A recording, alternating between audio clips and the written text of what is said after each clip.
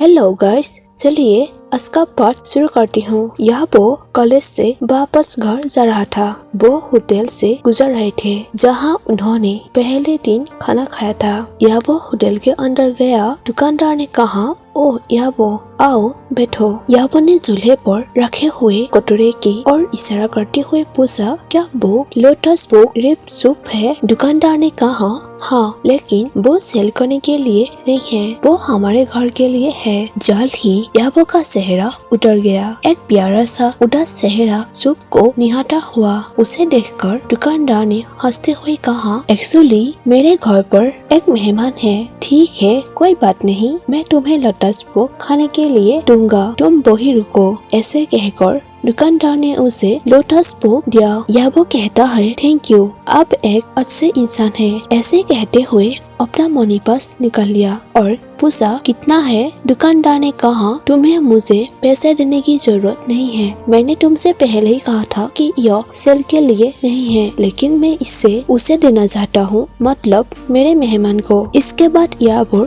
अंदर बैठा हुआ था। उतने में वहाँ एक बहुत बूढ़ी नानी होटल के अंदर आया। उसने दुकानदारों से अपने पोते के लिए कुछ खाने को देने को कहा, क्योंकि उनके बेटे और उनकी पोती को आज देर हो जाएगी। जब वो वहाँ इंतजार कर रही थी, तब वो विभिन्न टॉपिक पर बातचीत करने लगी। वो लंबे समय से यहाँ थी। भले ही वो काफी एज की है, लेकिन फिर भी वो बहुत अच्छी तरह से चलती है। इसमें याबो को शौका दिया। याबो ने पूछा दुकानदार से, ये कमल के बीज कहाँ से लाए हो? दुकानदार ने कहा, इलिंग से। क्या मैंने तुम्हें नहीं बताया था कि एक साधु ने वहाँ कमल का तालाब बनाया था? वो उस तालाब से लाया हुआ है। मेरा भाई आज वहाँ गया था। याबो पूछा, क्या अब तालाब का मालिक वहाँ नहीं रहता है? दुकानदार ने कहा, शायद नहीं, हर कोई उस तालाब को साफ करता है। दुकानदार ने ऐसे कहकर उसे पीने के लिए सौंप दिया।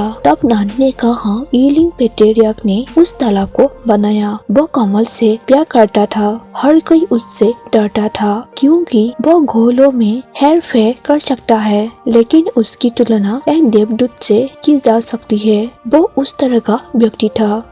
याबो ने पूछा, क्या आप मुझे उसके बारे में और बता सकते हो? उसके बाद उसके साथ क्या हुआ? नानी ने कहा, नहीं बेटा, मैं इसके बारे में किसी को नहीं बताना चाहता हूँ। वैसे मैंने अपने पूर्वजों से कहानियाँ सुनी। उन्होंने हमारे कुछ पूर्वजों को बसाया और उनके साथ रहे। उन्होंने अपना घर, अपना परिवार, आराम, उपाधि सब कुछ छोड़ दिया था। यह जगह को पहले ईलिंग भी कहा जाता था। बाद में सरकार ने इस जगह का नाम बदल दिया। ऐसे कहने के बाद नानी रुक गई। दुकानदारों ने कहा, दादी, क्या आपको लगता है कि आप अपने छोटे पोते को कहानियाँ सुना रहे हैं? ये आजकल के यंग बॉय है, वो स्मार्ट है, आपकी इमेजिनेशन पर वो बिलीव नहीं करेगा। याबो उन्हें धन्यवाद देते हुए दुकान से निकल गया। याबो को मिनिमम प्राइस के साथ सूप मिला।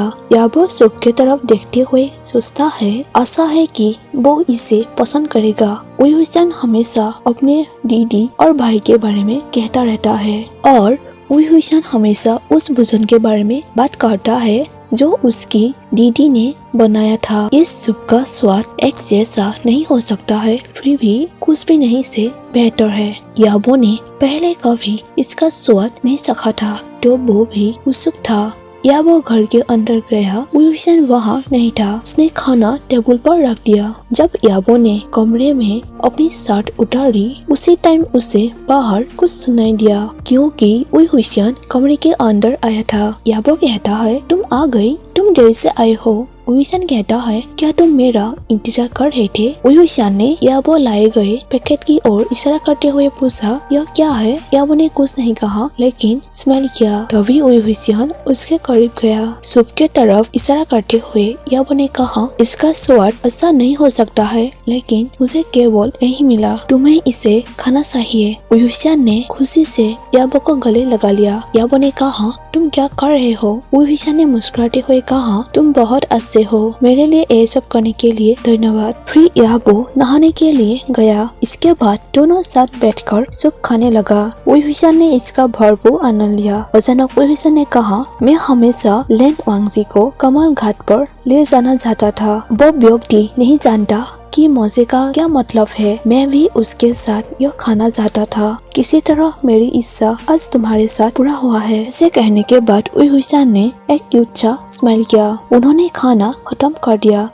याबो बार बार अपना फोन चेक कर रहा। जो सान ने कॉल बैक नहीं किया था, मतलब वांगजी के आने के कारण डोरिंग सेंड करना भूल गया था। अगले दिन का बाद का दिन संडे है। जो सान ने एक बार उनके आने के बारे में कंफर्म करने के लिए याबो को फोन किया। याबो ने फोटो सेंड करने के लिए नहीं कहा, ये सोचकर कि मैं देखूंगा जब जो सान से मिलूंगा। टुडे संडे है। याबो और वुई हुईशान इलिंग के रास्ते में जा रहे थे। वुई हुईशान हर जगह केवल पैदल से चलकर जाया करते थे। उस समय उनके पास गाड़ी नहीं था, लेकिन यह बात उन्हें पसंद नहीं आई। इसीलिए वो वुई हुईशान को उसे अपनी गाड़ी में ले जाने के लिए कहता है। इस बार वो वास्तव में पहली बार गाड़ी देखने के लिए एक्साइटेड था। इसीलिए याबो ने एक बस में जाने का फैसला किया। दोनों बस में बैठ गई। वुई हुईशान विंडो के पास बैठ गया। विंडो की तरफ वुई हुईशान और उनके बगल में याबो था। जैसा कि कोई भी वुई हुईशान को नहीं देख सकता है। लोग सोचेगी कि एक खाली सीट के साथ याबो क्यों बैठना चाहता है। इसलिए याबो ने मन में ही 2 सीट लेने के लिए कोई न कोई बहाना तैयार किया। बस में भी नहीं था। वुई हुईशान को इस तरह के गाड़ी के बारे में कोई जानकारी नहीं है। उसे इस तरह बैठना अच्छा नहीं लगता था, इसीलिए वो ठीक से नहीं बैठा और उसने अपनी बाहें अपने सिर के पीछे रख ली। बस चलने लगा। तब पूरी बस में खलबली मच गई।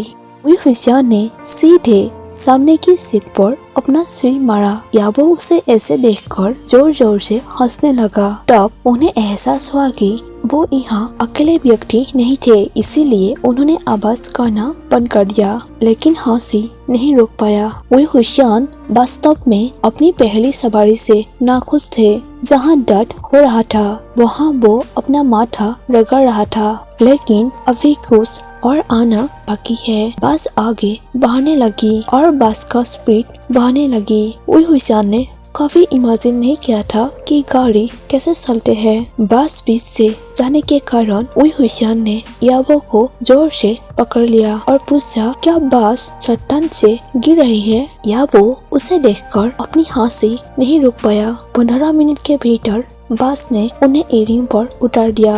वुई हुईशान पूरी तरह से थक जाता है। उसके सिर, पीठ, पैर, पेट इन सब में दर्द होता है, यहाँ तक कि उसे उल्टी भी होती है। वुई हुईशान कहता है, ये सब क्या हो रहा है? मुझे हमेशा बहुत कष्टों के साथ इलिंग के पास फेंका जाता है। पहले वो वेन चाओ ने और अब वो बस ने। उसके बातों से याबो हंसने लगते हैं और मजाक से पूछता है, क्या मैं तुम्हें अपने गोद में उठाकर ले जाऊं? तभी वुई हुईशान उसके करीब जाता है। तब याबो उससे मुंह फेर लेता है और चलने लगता है। वुई हुईशान ने रोते हुए फेस बनाकर कहा, रुको, मुझे मत छोड़ो, मैं भी आ रहा हूँ। दोनों साथ चलते हैं। किसी ने उसे रास्ता के बारे में बताया कि यह जगह लगभग सुनसान है, लेकिन पूरी तरह से पहाड़ी है। कुछ देर चलने के बाद याबो ने जो सान को देखा। दोनों एक दूसरे से हाथ मिलाया, फिर दोनों बात करने लगते हैं। कुछ टाइम बाद जब याबो ने जो सान से वुई हुईशान को मिलाने के लिए अपना चेहरा पीछा कर लिया, तब देखा वो कहीं नहीं था। उन्होंने पूरे इलाके में तलाशी ली, लेकिन वुई हुईशान नहीं मिली। अंत में दोनों साथ ब्यूटीफुल दृश्य देखने लगी, कमल का तालाब, बड़ी पहाड़ियाँ और पेड़। फिर याबो ने कहा, वो मेरे साथ था, लेकिन वो कैसे गायब हो गया? जो सान ने कहा, मैंने उसे नहीं देखा जब मैंने तुम्हें पहली बार दूर से देखा था।